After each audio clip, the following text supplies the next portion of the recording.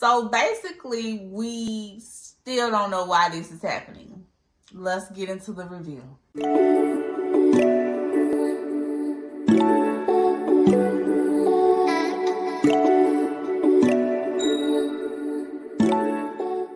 What's going on, y'all? Let's get into this review for From Season 3, Episode 5. And the first thing, y'all, we start where we left off at, which was Randall being on top of the ambulance. So Boyd and a couple of other men pull Randall into the house and puts him on the couch. Randall starts justifiably screaming at Boyd, letting him know, "You left me, you left me, you left me." Everybody is looking at Boyd, and Boyd just has this guilty look on his face. Of course. Next thing, y'all, we get Christy, Kenny, and the drunk man, and they're back from collecting food for the town. Christy's girlfriend takes her inside of the hospital or the clinic or whatever it is for the town, and Boyd tells Kenny and the drunk man that Tabitha has came back. That information immediately gets the drunk man to running off and going to find Tabitha. In the meantime, Victor, Daddy Henry, is trying to find him like a decent shirt to put on because he knows that he's about to meet Victor. Victor and the crazy girl, they're going to the big house to collect some supplies so they can go in the cave to find Jasper the puppy. While they're in the house, Donna pulls Victor to the side and let him know, "Hey, Tabitha's back. And she brought somebody back with her. Your father is here." I'm really not sure what's going through Victor's brain at this point. He runs out of the house. I really don't know how I was expecting Victor to act like with his father being there. I didn't know if he was going to be excited or scared or, confused. But it seems like he's more on the confused side. I don't know. Either way, Victor runs out of the house, walks off, leaves the crazy girl and tell her, "We'll worry about Jasper later. Go home."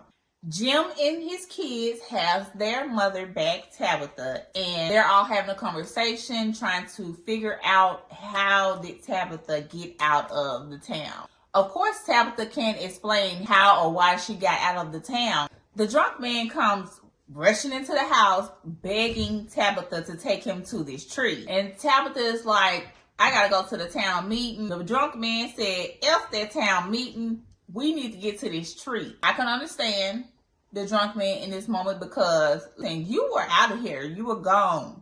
And you're back. We thought you were dead. We need to find out how you did this or how we can get out of this town. Since you did it, possibly we can do it. And Jim like, wait, well, hold up. You ain't about to take my wife back out there again and she just got here.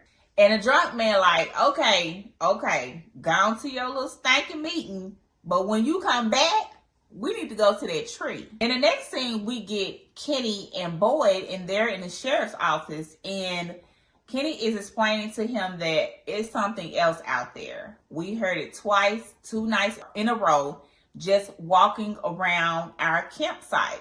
And Boyd is like, "Listen, if they didn't mess with you and all they was doing was walking around your camp, we got bigger fish to fry." And they're both trying to figure out why the things didn't kill Randall. And Boyd thinks it's because they want some sort of reminder to the people in the town that they're not safe. But I think it's totally different. I think they didn't kill Randall because they want to start up some drama. They want to have both of them at odds with each other. They want it to be some mess going on. When I think of the things, I think about people that's just somewhere else watching the town like they're on a TV screen because they can hear them, they can call them, make the lights and stuff go on and off. Like, they basically are watching them like they're watching TV. And they can hear everything that's going on, that's happening. They can hear the conversations and all of that. So I feel like they just trying to stir up a little drama, a little real good key out of the situation. Because, this is definitely going to be some friction between Boyd and Randall now. Because he did leave him. He did, quote unquote, sacrifice him or tried to sacrifice him to save him and the other people. Maybe Randall could possibly slowly but surely turn into one of the things. I don't know. But either way, I think that they're getting a good laugh out of this whole thing, or will get a good laugh out of this whole thing. So let's keep going. Then we get Donna and Henry, and they're upstairs. Donna shows Henry where Victor sleeps at most of the time. Henry starts to express to Donna that, you know, eventually he just gave up on his family coming back home. He didn't know where to look. He didn't know where to go. Put out them as missing people, but they just never came back, and eventually he just gave up. And he's feeling bad about himself because he's like, what man gives up on his family? What else could you have done? Honestly, what else could you have done? The creepy old lady comes in and tells them, hey, we about to go to the meeting. And Donna explains to Henry that we're having a meeting because everybody has questions about how Tabitha got out. So everybody meets in the diner, and Tabitha is explaining the whole situation of how she went through the tree, then she came to the tower, and the little boy pushed her out. Y'all know the story. Then everyone starts asking her questions like, did you get help? Did you tell the police? Tabitha is like, no, I didn't go to the police because they wouldn't have believed me. But her explanation doesn't help. They're still upset that she didn't at least even try to get any help, which makes sense. Like, let's go back. Everybody that comes to the town never believes the people that are already there about the things that are going on in the town, i.e. Tabitha, Jim, and their kids, which is, I'm assuming, why she was still at Henry's house, and for the reason why Henry was going to take her to the tree so she can see if the tree would get her back to the town, which is why they ended up being in the ambulance from having an accident, a car accident, coming across the town that way. And it's not like she knew the directions to the town. She just so happened to be in the ambulance, and whatever connection that she has to the town brought her back and the people that were around her to the town. Let's just say, hypothetically, she got a police officer or whoever or whatever to help her to try and get the people away from the town. How are they going to get back? Because obviously, when you get to the town, you're stuck. I'm just trying to see what the people in the town are thinking when it comes to this whole situation, because let's just say Tabitha could get some help and she knew the directions to get back to the town. What were they going to do when they got there? They were going to be stuck again, just like y'all are currently now. So I don't really think they thought that one through. And I feel like everybody is forgetting that once you get to the town, you're pretty much stuck. You're stuck, basically. And I feel like Tabitha got through that tree because it was her destiny to get through that tree and get to the tower and get pushed out and get out of the town. That's not everybody's story. She was called to that tree and to that tower for a reason, but that was her calling, not anybody else's. Anyway, let's keep going. So Tabitha walks out, and Boyd is letting them know like she went through a tree to go home. Everybody wants to know where the tree is at now, so they can line up one by one and go through the tree so they can get home. Boyd is explaining to them it's not that simple. Okay, I went through one of these trees and I didn't end up in a tower. I actually ended up in a chimney under the ground. Everybody doesn't get led to the same spot when you go through this magical tree. They still not trying to hear that. They still ain't trying to hear it, and this whole meeting was a disaster. Boyd walks out of the diner, storms off. His son Ellis following behind him, trying to get him to stop. Boyd is upset because pretty much nobody but Donna in the meeting had his back. Not his son, not Fatima, not the bus driver lady, nobody. Boyd and Ellis have a little argument back and forth. Ellis is like, I'm tired of just sitting around not doing nothing. Boyd is like, who just sitting around doing something? I've been doing something or trying to get us out of this town the whole time we've been here. Okay, you want to do something about it, pick. Who you gonna pick to life to risk next?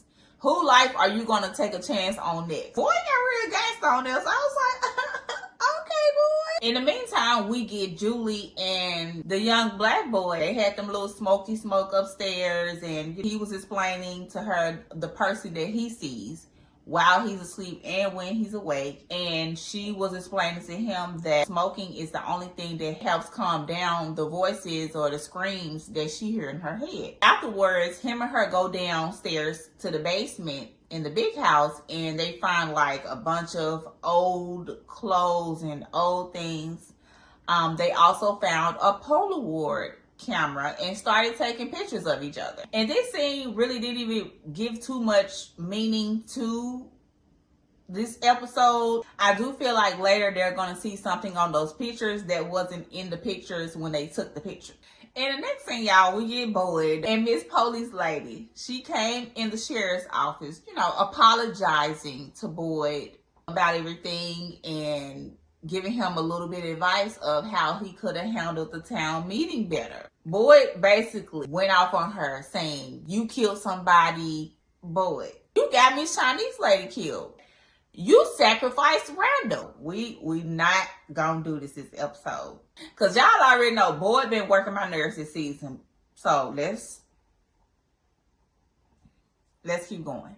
And the next scene didn't even really make no sense to me because I don't even understand why Ellis even walked in there. But he low-key called Fatima, but he really didn't even see what she was doing. And he walks all in there like, what's going on? What's going on? What's going on?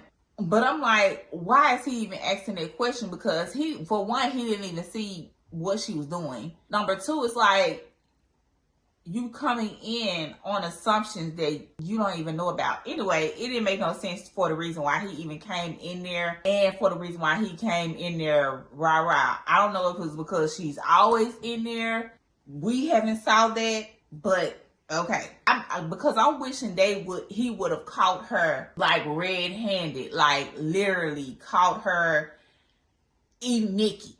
So either way, she comes clean to Ellis and lets him know that this is what's been going on. I've been eating rotten food. This is the only thing I can keep down. Something is wrong with the baby. Victor Daddy Henry is staring up at the motel sign that's in the town. Ethan comes outside and he asks him, what is he looking at? Henry says, I see that there's a motel sign. I see that there's a pool, but where is the motel? Which is a great question, Victor Daddy Henry.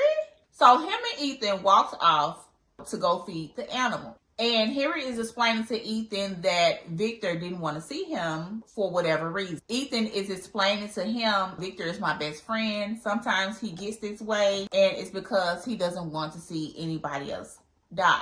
While they're walking to go and feed the animals, they run into Victor and the crazy girl.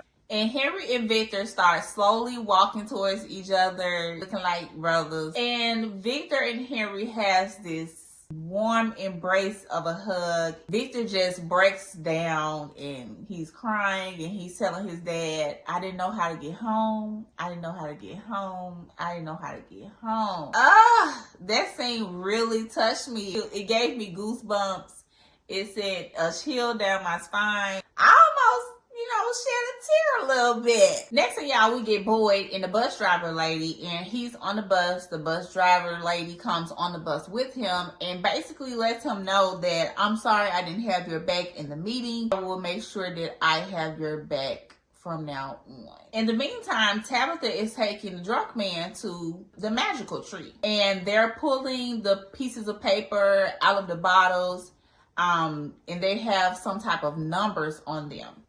The drunk man thinks they're dates, and Tabitha thinks they're just numbers. Basically, they don't know what the numbers mean, or the bottles in the tree, or the hole in the tree. So he starts explaining to her how he went in the cave. When he got inside of the cave, how he seen patterns in top of the ceiling of the cave, and also how he saw the children as well. While they're having this conversation, one of the men from the town is coming towards them saying, is this the tree? He takes his butt through the tree. They've already explained to him, like, we don't know where this tree is gonna, send you. Boyd went to a chimney underground. Tabitha went to a tower. And I think another person went through the tree and went to like the cave or something. Julie, the tree took her inside of the cave. Anyway, he take his hard-headed ass in that tree and